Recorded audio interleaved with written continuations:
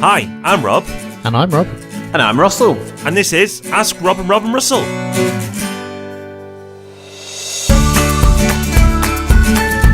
Yes, welcome to Ask Rob and Russell. Just as we got used to saying it, it's time for this little mini-series to come to an end. We're giving Russell a bit of a break after this week.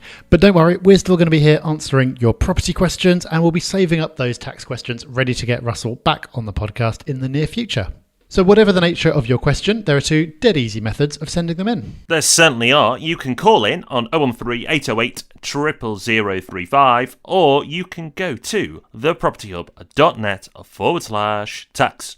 And that's exactly what John has done. Hi Rob and Rob, and my name is John. I'm from London, and my question today is with regards to the recent taking in of the mortgage interest relief or the lack of thereof. Basically, I'm in the upper 40% bracket of income tax, and my wife is in the lower bracket.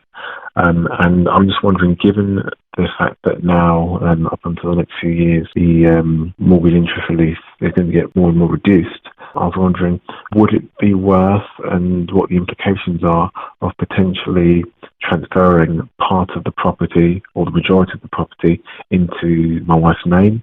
I'm not sure what the process is or how it's done or what the implications are, but it'd be great to get your views on that. Yeah, loving the podcast, loving the forum. Hope to hear from you soon. Bye. Well, John, this is a brilliant question, and actually you've raised something big in terms of tax saving.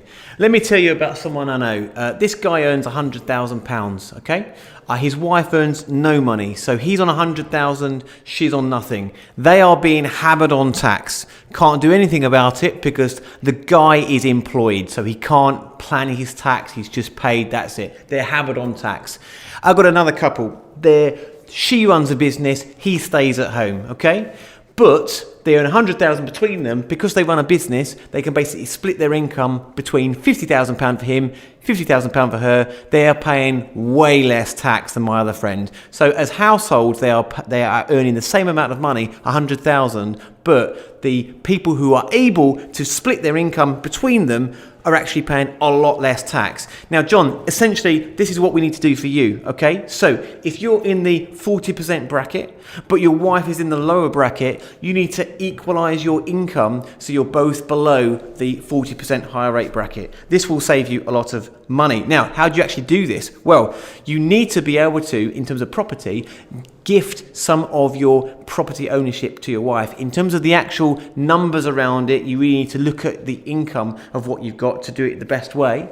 Obviously, most people do it 50-50. So essentially, if your entire property portfolio was 50-50 between you and your wife, then maybe you've got the same income. But of course, if you've got a job or she's had a job or something like that, there may be some different calculations to look at. But ultimately, you want to try and get your income balanced. So it all sounds great. And, in terms of transferring properties between spouses, it's a great idea. But is there a catch? There's always a catch in tax, unfortunately, John. Now, stamp duty. If you gift something to your wife, you will not be actually asking your wife for any money for that. So there's no consideration, which means there's no stamp duty. However, if there's a mortgage on that property, effectively you are giving her the benefit of that. So there may still be stamp duty on those transfers. In terms of paperwork, the legal paperwork, it's fairly easy to do. But John, keep an eye out on that stamp duty on the transfer of any mortgages on those properties.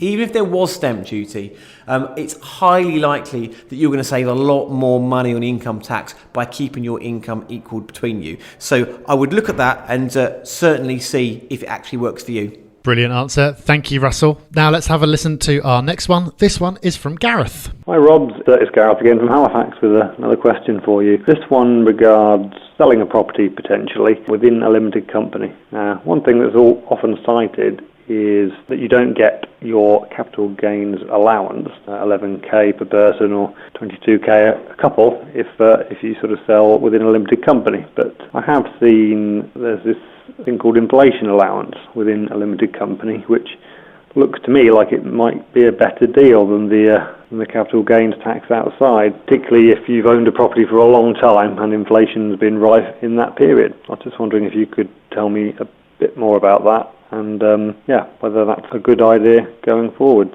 Thanks, Gareth. It's a brilliant question. Okay, Capital gains tax arises when you sell a property. It is charged on the gain of the property or the profit. So ultimately what you sell it for, what you bought it for, the difference is the gain, you then pay tax on that.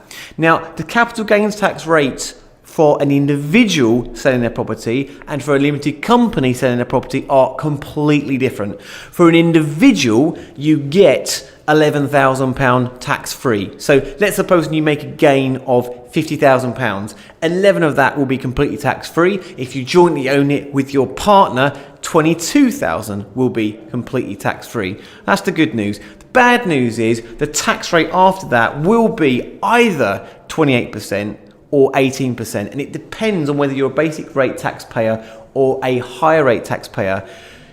If it straddles the two rates, then it will actually, some of it could be taxed at 18% and some of it could be taxed at 28%. So for the vast majority of people, probably when they sell a property, the majority of it will be taxed at 28% after you take out the allowance, the personal tax-free allowance. So 28%, pretty high amount. Totally different in limited company. Limited company, when you sell a property, you pay tax. Now, technically, it's corporation tax, but let's call it capital gains tax. You pay this tax at 19%. Happens to be the same rate as corporation tax, going down to 17% in 2020. So totally different. Now, you've already pointed out, Gareth, yes, you're absolutely right. You don't get the annual allowance. 28% and 19%. It's a huge difference. Also, you get indexation allowance. Now, you've called it inflation allowance, which probably is a better name, but technically it's called indexation allowance. And that basically discounts the gain in terms of how long you've had it. Now, in the recent budget, this indexation allowance is actually being frozen. So it's not as generous as it was going forward, but it's still pretty generous. Ultimately, Gareth, if you're selling a property in a limited company compared to an individual, you're going to be paying a lot less tax. So another great reason why at the moment it's a good idea to be putting property in limited company. The capital gains rules are a lot more beneficial, and of course, as we all know, you avoid Section 24 mortgage interest changes. Well, that's a strong finish to our mini-series with Russell. Thank you so much, Russell. Thank you for joining us for the last few weeks. Absolute pleasure.